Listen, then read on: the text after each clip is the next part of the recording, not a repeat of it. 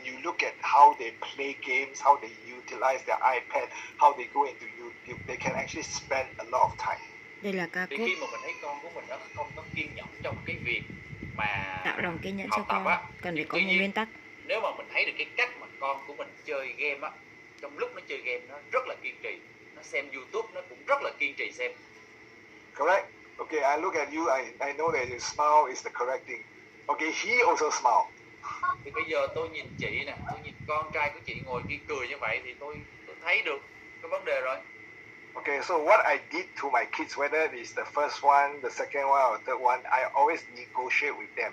So if you say that you want to have YouTube, you want to have entertainment, so let's make a contract with each other. Okay, so you have to show me something. Okay, you Lúc này before. Yeah, continue. Lúc này tôi mới thấy rằng là cái việc mà chị cần làm á là thương lượng với con của mình. Okay, we are doing a business. I always tell people you have to bring that business idea, corporation idea into your family. You are doing business with your children. Thì bản thân mình phải có một cái thỏa thuận, một cái thương lượng với con của mình rất rõ ràng ha. Là mình mang cái thương lượng này dành cho con của mình. Okay, for kids, they are listening here. Your sole duty as a kid now is to become a student. Cái trách nhiệm của con của mình trong lúc này mình phân vai rất rõ ràng nha. Cái trách nhiệm, nghĩa vụ của con là phải trở thành một người học sinh. I always tell all my kids saying that, okay, you don't have to go out and work, you don't have to go and earn money, but you have one job, you have one occupation now. You are supposed to study. Bây giờ bố mẹ không có yêu cầu con là phải đi ra ngoài đường làm việc để kiếm tiền.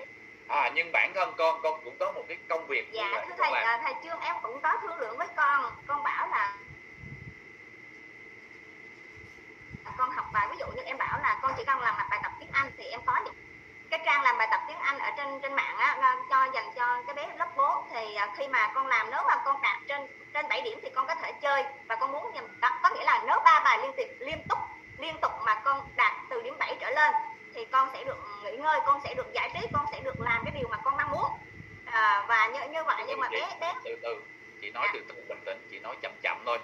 Chị cứ sức bình tĩnh. So she also do a negotiation with the kid. If you do the online test, like you score 7/10 like continuously 3 times, you can take a rest and do a game. Yeah. Okay, so actually he looks exactly like my last son. Okay, I know that they are all very mischievous kids. Con trai của chị có cái khuôn mặt y chang như con trai út của tôi. Tôi biết cái điều này. So the whole idea is mother, okay, my wife is also falling into the same trap. They look very cute and they will actually negotiate in such a way, they are so nice. So the mother always don't have the heart to discipline your kid. Thì con của mình nó có cái khuôn mặt rất là thiên thần. Và khi mà nó thương lượng á, thì nó đưa ra những cái điều khoản thương lượng mà mình không có cứng rắn được với nó. Okay, so what I'm doing here is very simple. If he doesn't do anything, he doesn't follow the contract that we need to sign, then there have to be some punishment. It's not that we want to cane him or we want to do physical punishment, but there should be some punishment. Thì nếu như mà một cái thỏa thuận mà đưa ra mà con của mình nó không theo á, thì mình phải có được những cái biện pháp trừng phạt đó. Like for instance, my youngest kid, what I do is I will confiscate his iPad and iPhone.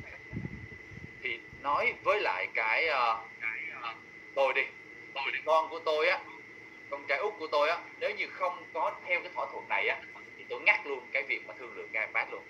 Okay, so I'm not going to opt for confiscate for very long, like 1 day, 2 days. Okay, then after that I will return to them. But the thing is, if they don't enforce the contract again, I will just confiscate again. Thì lúc này nếu như mà con nó không theo cái phần thương lượng như vậy á, thì mình sẽ nói luôn, nếu con không thương lượng thì mình sẽ không có cho con cái điều con muốn.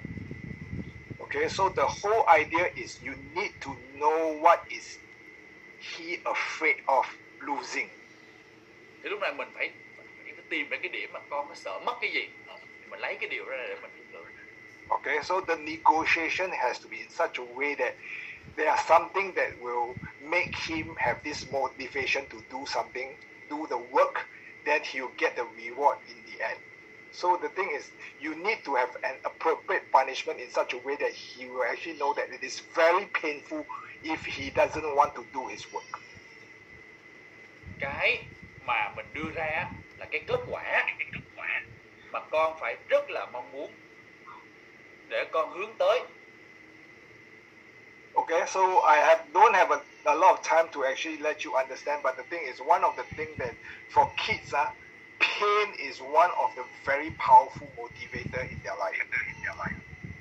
Thì với những đứa trẻ, cái việc mà game á, những cái trò chơi á, những cái thử thách á, là một trong những cái điều nó rất là tạo cái động lực cho con. Okay, but the thing is as of what we are actually teaching today, we are not going to make them emotionally or physically shameful or painful in such a way that they feel that, okay, the parents don't love me. But the thing is, when you are actually talking to all these things, you have to have a contract. Let them understand why you do all these things. Thì khi á, mà mình đã thỏa thuận với con, thì mình không có nói như thế nào để con không có nghĩ rằng là mình không thương con hay là mình hà khắc gì cả, mà mình phải giải thích cho con hiểu tại sao bố mẹ lại có cái thương lượng này. And one of the thing is, parents, you need to be firm. Okay, if you have to confiscate the thing, you have to punish them in certain way, please do as promised.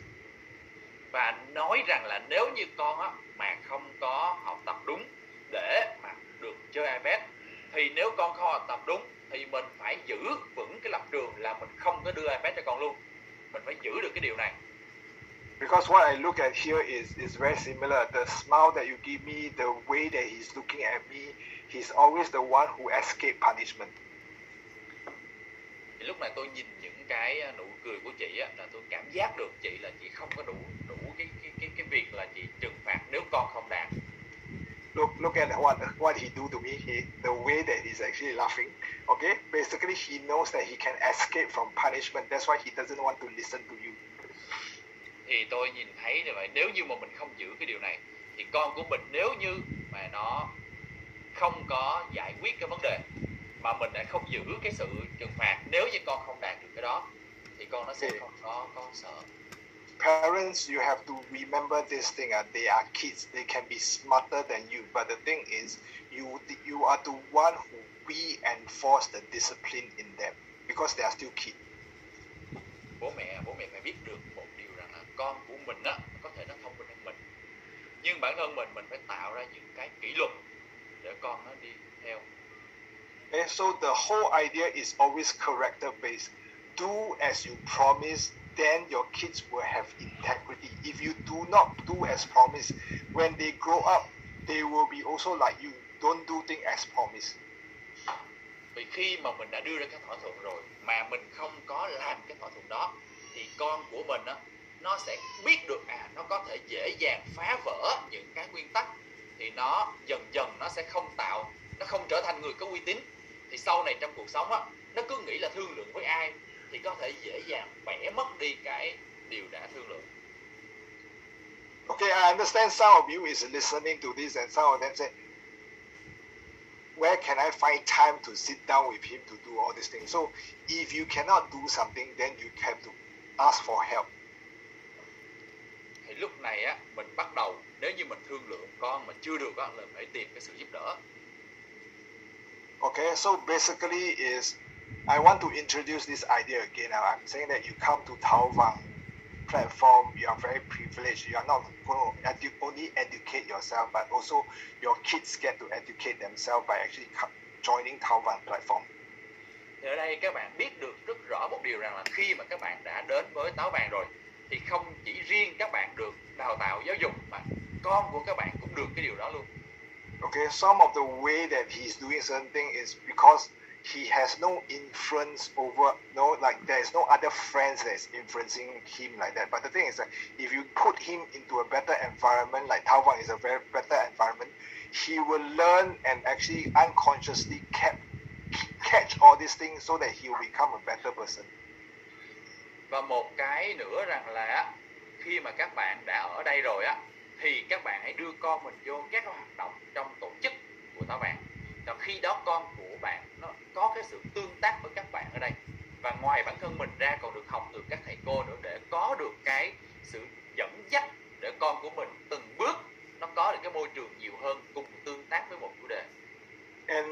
parents, please don't think that you can solve a problem in one session. Okay, some of the problem that I have with my kids is a long-term problem. Và phụ huynh ơi, phụ huynh đừng có nghĩ rằng là chỉ có học một bài hay là có một chiêu mà giải quyết được cái vấn đề với con. Bản thân tôi là đây là cả cái hành trình để tôi hoàn thiện và có nhiều phương pháp để làm việc với con của mình. Okay, so the question just now is he is not persistent. What can you do? Và rồi cái vấn đề á mà mình gặp phải đâu phải lúc nào cũng một. So the question I want to ask that parent is, if you see your kid not persistent, are you persistent? Rồi lúc này mình nói là con của mình á, đôi khi nó thay đổi, nó không có giữ vững cái lập trường đó, thì tôi đặt câu hỏi là liệu phụ huynh có phải là người đang có giữ vững lập trường hay không? Have you shown him what is persistent? Rồi mình có đưa cho con của mình cái sự ổn định như vậy không? Okay, I can tell you, all my kids, I am very persistent. If they don't do something, they want to escape from something, I will ask again and again and again without actually having. I'm not tired in all this thing. I wouldn't say that. Why are you like that already? I'm just saying that if he is not persistent, I'm not doing my job. Thì lúc này tôi mới nói với con của mình nếu con mà không có thực hiện thì tôi cũng không thực hiện luôn. Con không có cam kết, tôi không cam kết luôn. So if my kids is not persistent, I have to be more persistent so that they know what is persistent. Thì lúc này trong một cái cuộc thỏa thuận, nếu con của tôi mà nó không có bám sát theo cái sự thỏa thuận đó, thì bản thân của tôi là người rất bám sát với những cái gì đã thỏa thuận. Nếu con không làm thì không có. Tôi rất chắc. My eldest son is more sensible, so he always tell me this. If you have not been persisting, always telling me that I have to be a leader day in day out. I've been telling him not just one day. Okay, sometimes it's like every year, some period of times I will always tell him, if you always have to be the best, you always have the leader.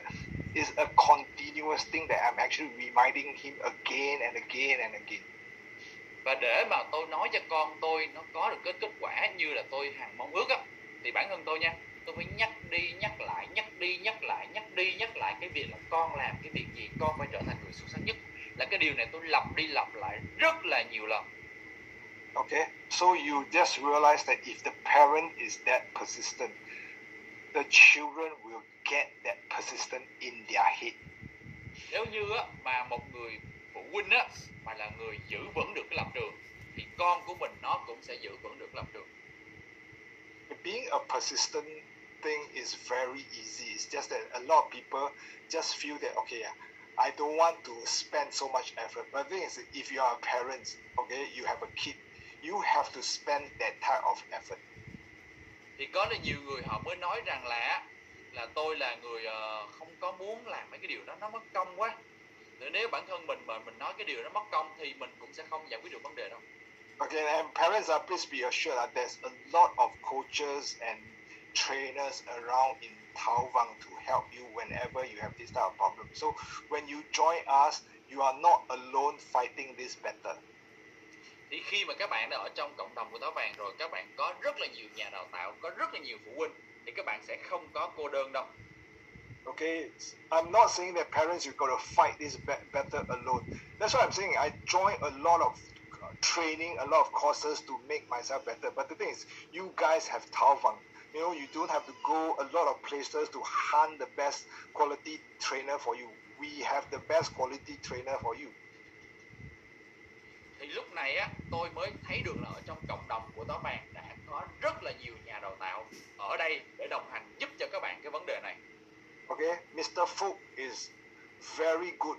The way that he actually presents himself, he has a heart for people. The things that he shares is so much content there. Ở đây á, thầy Trọng Phúc đã có rất là nhiều cái nội dung để mà chia sẻ và đào tạo các bạn.